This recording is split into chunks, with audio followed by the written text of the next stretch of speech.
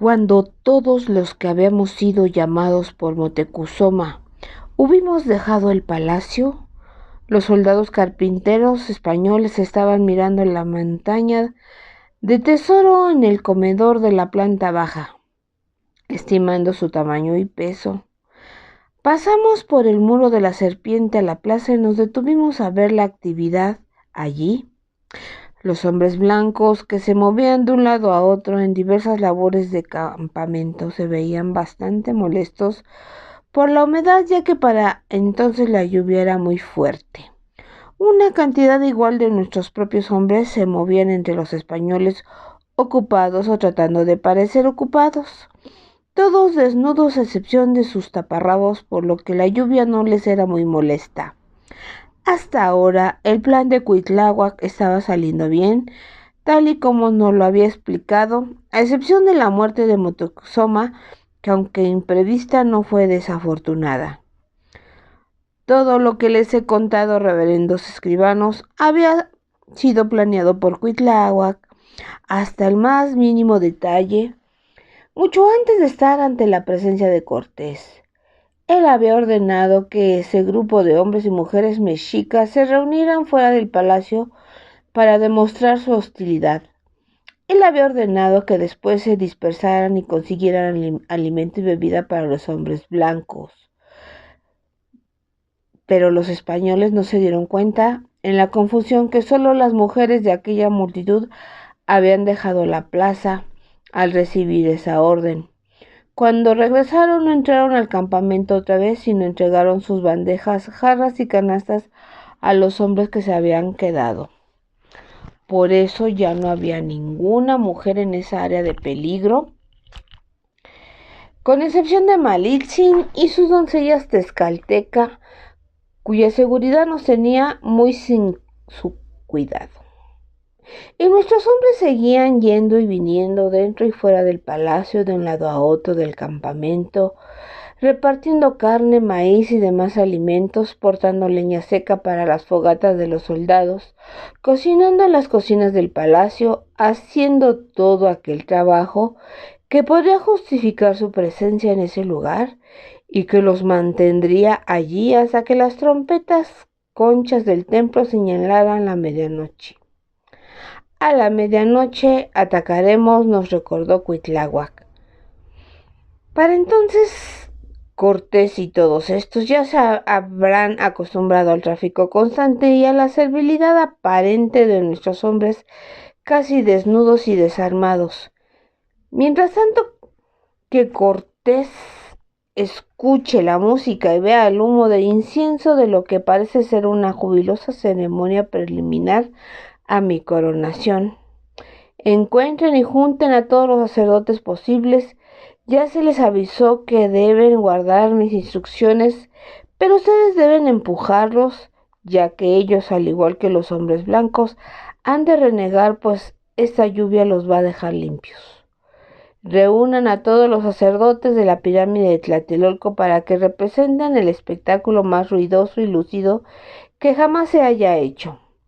También que se reúnan allí todas las mujeres y niños, todos los hombres que sean imposibilitados de pelear. Así parecerá una ceremonia bastante convincente y además allí estarán seguros.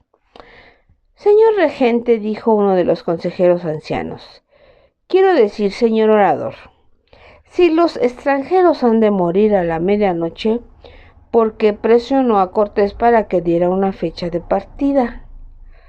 Cuitláhuac miró fijamente al anciano y aposté a que éste no permaneciera mucho tiempo como miembro del consejo. Cortés no es tan tonto como usted, mi señor, sabe que quiero deshacerme de él. Si no hubiera hablado tan enérgica e insistentemente, podría haber sospechado que lo quiero echar por la fuerza. Por el momento tengo la esperanza de que se sienta seguro, pues he aceptado, aunque con disgusto, su presencia. Espero fervientemente que no cambie de parecer aquí a la medianoche. No cambió. Por lo visto, Cortés no sentía ninguna preocupación por su seguridad y la de los suyos, sino que estaba aparentemente mucho más ansioso de poner fuera del alcance de sus verdaderos dueños el botín del tesoro, o quizás viendo las calles mojadas decidió que eso facilitaba a los caballos el tirar su pesada carga. De cualquier forma, a pesar de que tuvieron que trabajar bajo la molesta lluvia, para el anochecer sus soldados carpinteros ya tenían armados y clavados dos artefactos parecidos a unos lanchones de tierra. Entonces otros soldados, ayudados por algunos de nuestros propios hombres que aún estaban prestando sus servicios a los españoles, sacaron el oro y las joyas del palacio y las distribuyeron en montones iguales dentro de esas anarguillas. Mientras tanto, otros soldados utilizaron un enredo enorme de tiras de cuero para juntar 4 caballos por carga. Aún faltaba tiempo para la medianoche cuando Cortés dio la orden de partir, y los caballos se inclinaron bajo sus telarañas de cuero, como los cargadores humanos se doblan bajo el peso de las bandas colocadas en sus frentes, y las anarguillas se deslizaron con bastante facilidad a través del mármol mojado en el corazón del único mundo. Aunque la mayor parte del ejército blanco permaneció en la plaza, una escolta bastante grande de soldados armados salieron con la caravana, que era guiada por los 3 españoles de mayor rango, Cortés, Narváez y Alvarado. Estoy de acuerdo en que trasladar ese inmenso tesoro era una tarea laboriosa, pero no necesitaba la atención personal de los 3 comandantes. Más bien sospecho que ninguno de ellos podía confiar ni siquiera por un pequeño espacio de tiempo toda esa riqueza sin que alguno de ellos se quedara con ella a la primera oportunidad. Malitzin también acompañó a su amo, probablemente solo con el fin de disfrutar de una refrescante excursión. Después de todo, el tiempo que llevaba encerrada en el palacio era ya bastante. Las anarguillas se deslizaban hacia el oeste, cruzando la plaza y entrando en la calzada de Tlacopan. Ninguno de los hombres blancos sospechó en lo absoluto al ver que no había gente fuera de la plaza, pues podían escuchar el ruido de los tambores y la música procedente del extremo norte de la isla, y podían ver que las nubes más bajas que estaban en esa dirección se veían teñidas de rojo por el brillo de las luces de las antorchas y de los fuegos de las urnas. Así como tuvimos esa oportunidad inesperada para quitar de en medio a Moctezuma como posible obstáculo a nuestros planes, la orden de Cortés de trasladar inesperada y repentinamente su tesoro fue un hecho impredecible que obligó a Cuitláhuac a llevar a cabo su ataque más temprano de lo que había pensado. Y así como la muerte de Moctezuma fue una ventaja para Cuitláhuac, ese hecho también lo fue. Mientras la caravana del tesoro se deslizaba por la calzada Tlacopan, era obvio que estaba tomando el camino más corto para llegar a tierra firme, por lo que Cuitláhuac podía llamar a los guerreros que había puesto para cuidar las otras 2 calzadas y aumentar así su fuerza para atacar. Luego corrió la voz entre todos sus campeones: Coachitín, no esperéis las trompetas de medianoche, atacad ahora. Debo hacer notar que yo me encontraba en casa con Luna que espera durante los sucesos que ahora estoy contando, porque yo era de los hombres a quienes Cuitláhuac caritativamente había descrito como imposibilitados de pelear, hombres demasiado viejos o que no estaban en condiciones para tomar parte en la lucha. Por lo tanto, no presencié personalmente lo que sucedió en la isla y en tierra firme, y en ese caso ningún testigo ocular pudo haber estado en todos esos lugares al mismo tiempo. Pero como más tarde estuve presente para escuchar los informes de varios de nuestros campeones, es por lo que les puedo decir con bastante precisión, señores frailes, todo lo que sucedió esa noche, que desde entonces Cortés llamó la noche triste. A la orden de atacar, el primer movimiento fue hecho por algunos de aquellos hombres que se encontraban en el corazón del único mundo desde que se apedreó a Moctezuma. Su trabajo era soltar y dispersar a los caballos de los españoles, y estos hombres debían ser valientes porque en ninguna batalla jamás se había visto que ninguno de nuestros guerreros tuviera que pelear con criaturas que no fueran humanas. Aunque algunos de los caballos se habían ido en la caravana del tesoro, aún quedaban unos 80, todos amarrados en un rincón de la plaza donde se encontraba el templo que se había convertido en capilla cristiana. Nuestros hombres desataron los tirantes de cuero que detenían a los caballos y prendiendo unos palos de la fogata más cercana corrieron entre los animales espantándolos. Los caballos sintieron pánico y corrieron por todas partes, galopando por el campamento, pateando los arcabuces apilados, pisoteando a varios de sus dueños y provocando que todos los otros hombres blancos corrieran en confusión gritando y maldiciendo. Luego la masa de nuestros guerreros armados penetraron a la plaza. Cada uno de ellos portaba 2 maquiagüime y el arma que llevaban de más se la tiraban a alguno de los hombres que ya llevaban tiempo dentro de la plaza. Ninguno de nuestros guerreros llevaba la armadura cojinada, porque no era mucha protección en un combate cuerpo a cuerpo y hubiera restringido sus movimientos al quedar empapada por la lluvia. Nuestros hombres pelearon solo con el taparrabo. La plaza estaba iluminada tenuamente durante esa noche, ya que las fogatas para calentar la comida de los soldados habían sido protegidas contra la lluvia por escudos y demás objetos colocados alrededor o encima de ellos. Los caballos que corrían o coceaban acabaron con la mayoría de esas fogatas y desconcertaron a los soldados de tal forma que fueron tomados casi completamente por sorpresa. Cuando nuestros guerreros casi desnudos salieron de las sombras, matando y cortando todo lo que alcanzaron a ver, como piel blanca o caras barbudas o cualquier cuerpo portando una armadura de acero, mientras otros guerreros se abrieron paso hacia el palacio que Cortés acababa de dejar. Los españoles al mando de los cañones que estaban en la azotea del palacio escucharon la conmoción de abajo, pero casi no podían ver lo que estaba sucediendo, y de todos modos no podían descargar sus armas en contra del campamento de sus propios compañeros.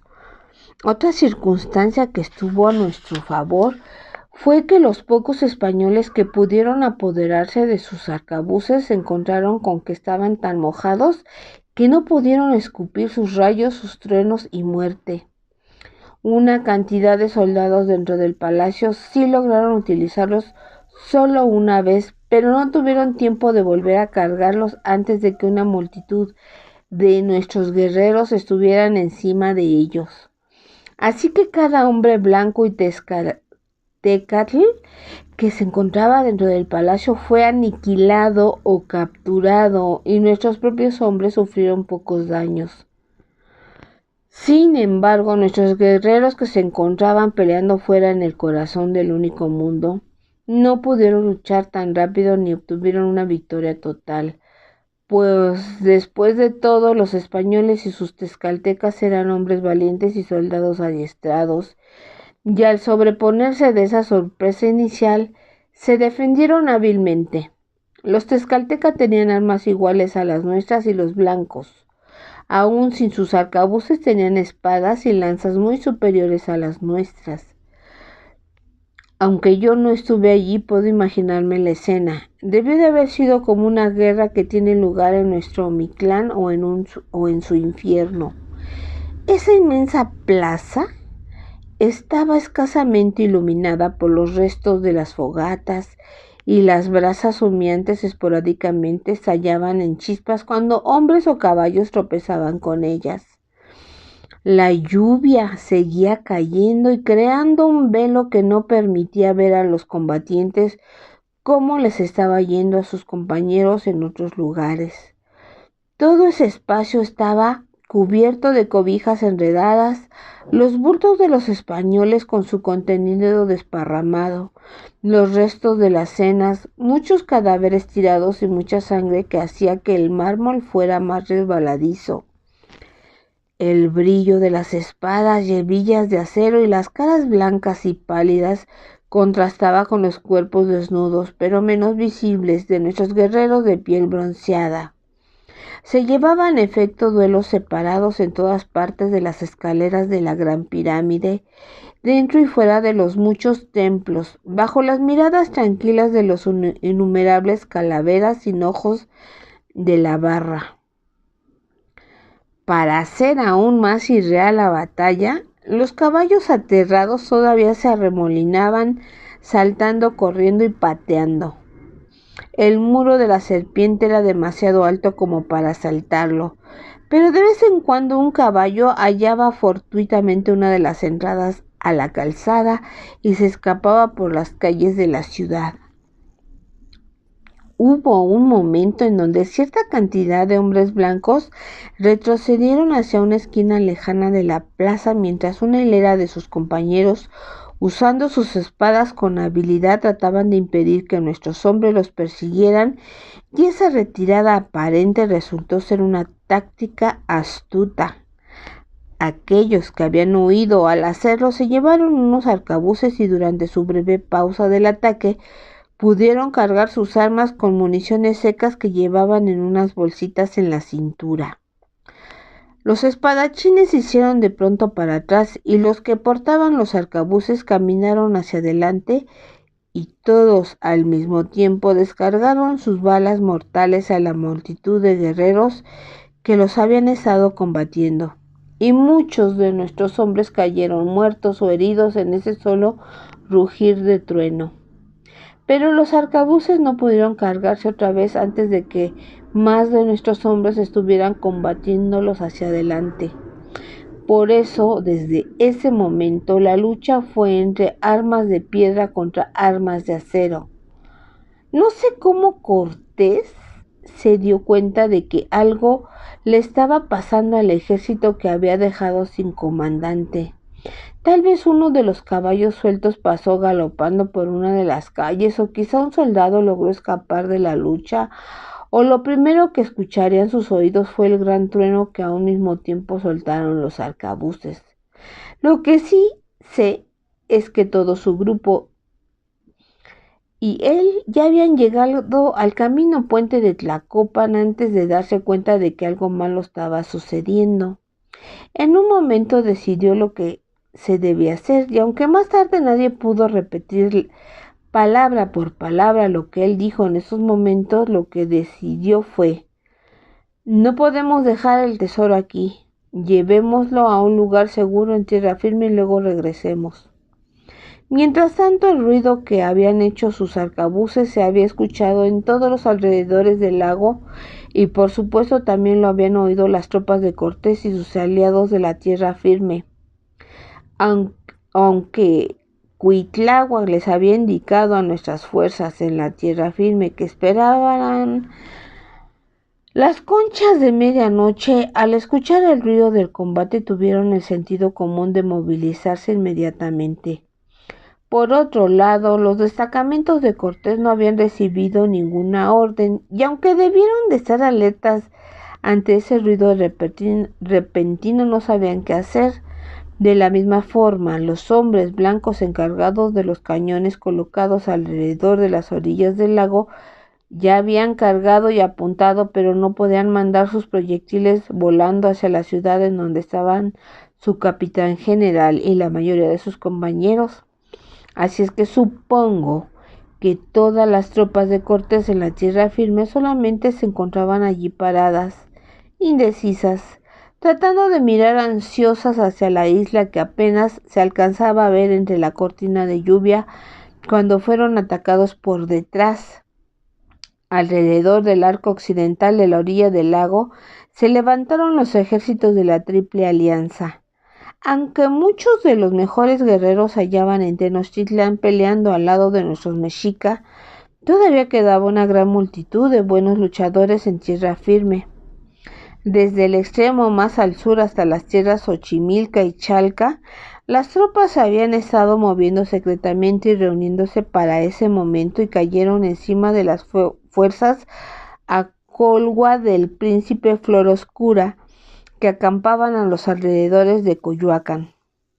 Por los estrechos que estaban del otro lado, los Culhua atacaron las fuerzas totonacas de Cortés que acampaban en un premonitorio de tierra cerca de Iztapalapan.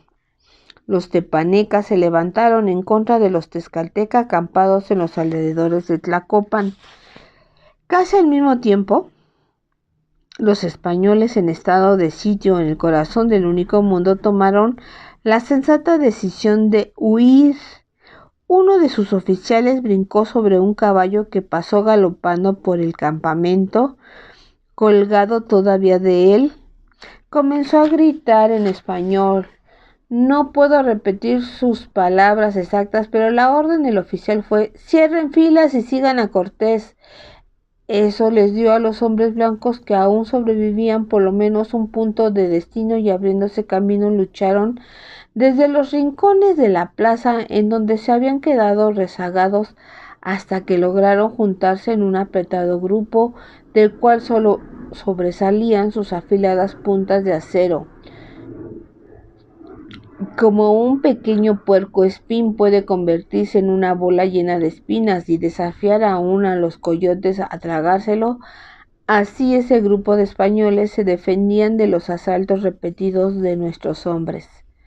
Siguiendo así en un grupo compacto, los hombres retrocedieron tras de donde venían los gritos del único hombre montado a caballo hasta llegar a la abertura occidental en el muro de la serpiente.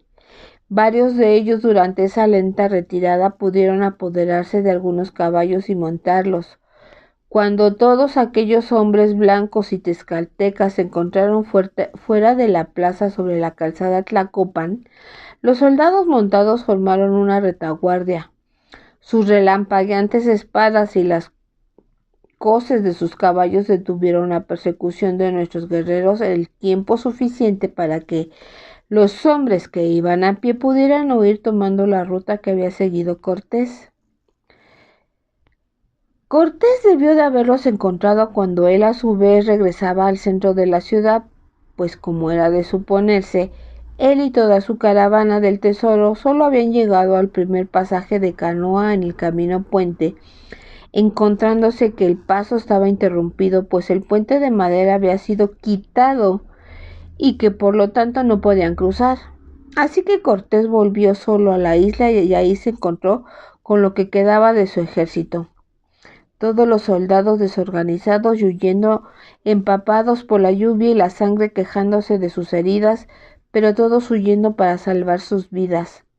Y escuchó no muy lejos detrás de su gente los gritos de guerra de nuestros guerreros que los perseguían aún tratando de penetrar la barrera de jinetes. Conozco a Cortés y sé que no perdió tiempo pidiendo una explicación detallada de lo ocurrido. Debió de ordenarles a esos hombres que tomaran una posición firme allí donde la calzada se unía a la isla y se resistieran al enemigo el tiempo que fuera posible, porque inmediatamente volvió por la calzada a donde Alvarado, Narváez y los demás soldados le esperaban, y les gritó que echaran todo el tesoro al lago para dejar libres las angarillas y que las dejaran caer sobre el hueco del camino puente a guisa de puente. Me atrevo a decir que desde Alvarado hasta el soldado más insignificante levantaron un coro de protestas y me imagino que Cortés los cayó con una orden como hacedlo o todos somos hombres muertos. Así que obedecieron, o al menos la mayoría lo hizo. Protegidos por la oscuridad de la noche, antes de ayudar a vaciar las angarillas, muchos de los soldados vaciaron las bolsas de viaje que llevaban consigo y las llenaron, así como llenaron sus jubones y hasta las partes abiertas de sus botas, con todo el oro que pudieron robar, por muy pequeño que fuera, pero la mayor parte del tesoro desapareció en las aguas del lago. Y los caballos fueron desunidos de las angarillas y los hombres las colocaron a través para poder unir el camino puente. Para entonces el resto de su ejército entraba en el camino puente, no completamente por voluntad propia, sino porque nuestros guerreros los empujaban a batirse en retirada. Al fin llegaron al puente en donde Cortés y los demás esperaban. La retirada se detuvo por un momento, mientras las primeras filas de los españoles y los mexica se encontraron combatiendo en un espacio muy reducido. La razón para aquello fue que aunque el camino puente era lo suficientemente ancho como para que pudieran caminar por él 20 hombres lado a lado, no todos podían así pelear eficazmente. Quizás solo los primeros 12 de nuestros guerreros podían combatir con los primeros 12 de los suyos, y los de atrás, sin importar cuántos fueran, no nos servían de nada. Entonces los españoles parecieron ceder el paso de repente y se hicieron para atrás, pero al hacerlo retiraron también sus angarillas puentes, dejando a nuestros guerreros de adelante también baleándose y buscando equilibrio en la orilla de ese hueco repentino. Una de las angarillas de varios hombres y también algunos españoles cayeron en el lago. Sin embargo, los hombres blancos que estaban en el otro lado tuvieron poco tiempo para recobrar su aliento. Nuestros guerreros no llevaban ropa pesada y eran buenos nadadores. Empezaron a echarse deliberadamente al agua, nadando entre el hueco y subiéndose por los pilones que estaban abajo de donde estaban parados los hombres blancos. Al mismo tiempo, una lluvia de flechas cayó sobre los españoles de ambos lados. Cuitláhuac había pensado en todo y para entonces muchas canoas llenas de arqueros se acercaban al camino puente. A Cortés no le quedó más remedio que batirse en retirada otra vez. Como sus caballos eran lo más valioso y los más grandes y por lo tanto presentaban un fácil blanco, ordenó que un número de hombres los obligaran a echarse al agua y luego que se sujetaran a ellos mientras nadaban hasta llegar a tierra firme, sin que se le pidiera nada de eso. Malitzin saltó con ellos y agarrándose a un caballo que nadaba llegó a la otra orilla. Luego Cortés y los hombres que quedaban hicieron lo posible por organizar la huida. Aquellos que tenían ballestas y arcabuces que podían utilizarlos descargaban sin dirección fija en la oscuridad por ambos lados del camino puente, esperando pegarle a alguno de los atacantes que iban en las canoas. Los demás españoles se alternaban utilizando sus espadas y deslizando la angarilla que les quedaba, deslizándose hacia atrás y tratando de alejarse del sinnúmero de guerreros que cada vez más cruzaban y subían por ese primer hueco del camino puente con todo éxito. Había otros 2 pasajes de canoa entre Cortés y la tierra firme de Tlacopan. La angarilla le ayudó a él y a sus hombres a llegar hasta el siguiente, pero allí tuvieron que abandonar su improvisado puente porque sus perseguidores también lo habían cruzado. Al llegar al siguiente hueco, los hombres blancos simplemente pelearon, caminando hacia atrás hasta que se cayeron por el borde al lago. De hecho, ya estaban muy cerca de la orilla de la tierra firme y el lago no era muy profundo allí, puesto que hasta un hombre que no pudiera nadar podía llegar a tierra firme por medio de una serie de brincos, manteniendo su cabeza fuera del agua. Pero los hombres blancos llevaban unas armaduras muy pesadas y muchos de ellos iban cargados además de oro, todavía más pesado, y al caer al agua chapotearon desesperadamente para mantenerse a flote.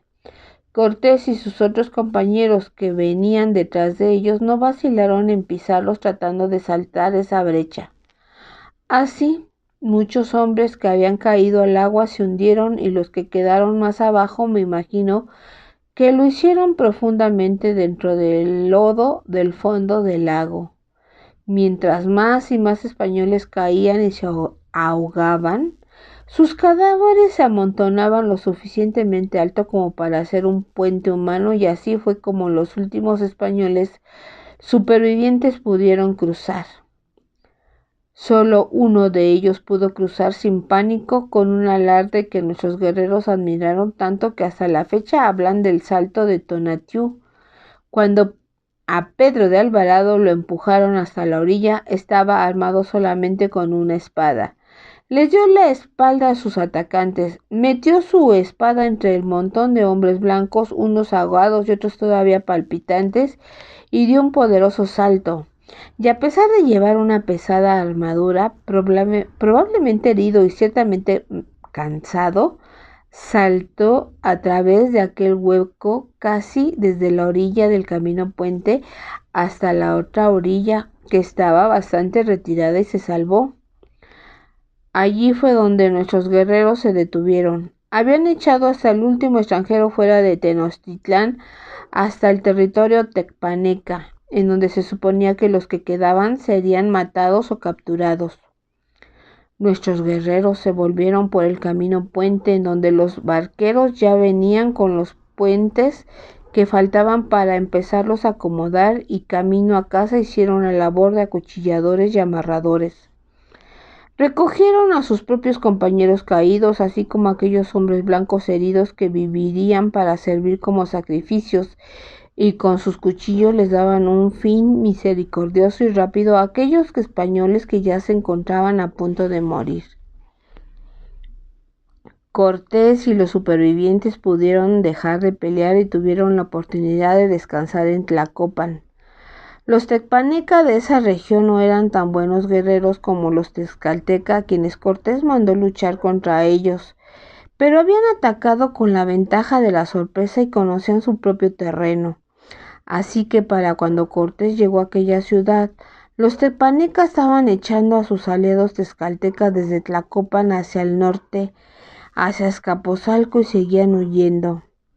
Así fue como Cortés y sus compañeros pudieron tener un descanso para atender sus heridas, darse cuenta de sus bajas y decidir qué hacer después. Entre los que aún se encontraban vivos, por lo menos, estaban los principales subordinados de Cortés, Narváez, Alvarado y otros, y Sumalitzin, pero su ejército ya no era un ejército. Había entrado triunfalmente en Tenochtitlán con más de 1,500 hombres blancos. Acababa de salir de Tenochtitlán con poco menos de 400, con unos 30 caballos, algunos de los cuales habían logrado escapar de la batalla en la plaza y habían nadado hasta la isla, y Cortés no tenía ni idea de dónde se encontraban sus aliados nativos ni en qué situación estarían. De hecho, era que también ellos habían sido vencidos por los ejércitos vengativos de la Triple Alianza, a excepción de los tezcalteca, quienes eran empujados hacia el lado opuesto de donde él estaba. Todas sus otras fuerzas, que habían estado colocadas a lo largo de la orilla del lago hacia el sur, se les estaba echando hacia el norte, hacia donde él se encontraba sentado exhausto y triste en su derrota. Se dice que Cortés hizo eso precisamente, que se sentó como si jamás fuera a volverse a levantar. Se sentó recargado en uno de los más viejos de los viejos cipreses y lloró. Claro está que realmente no sé si lloró por haber sido derrotado o por la pérdida de su tesoro. Sin embargo, hace poco se puso una cerca alrededor de ese árbol en donde Cortés lloró, para marcarlo en memoria de la noche triste.